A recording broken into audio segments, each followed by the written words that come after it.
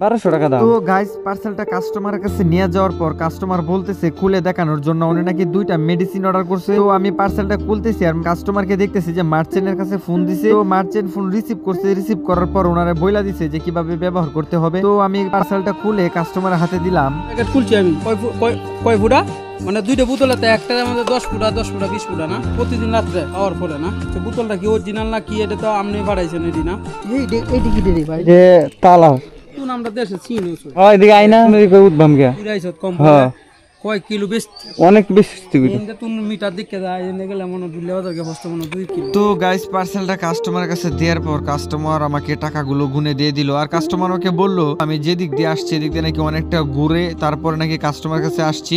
তো আমাকে কাস্টমার বলতেছে সোজা যাওয়ার জন্য এদিক দিয়ে নাকি অনেকটাই কাছে গচ্ছে একটা বাজার। তো আমি কাস্টমার কথা শুনে এদিক দিয়ে আসলাম। আর এদিক দিয়ে আসার পর যেটা বুঝলাম কাস্টমার যেটা বলছে 100% সত্যি কথা, এদিক দিয়ে অনেক কাছে হয় কাস্টমারদের যে লোকেশনটা ছিল।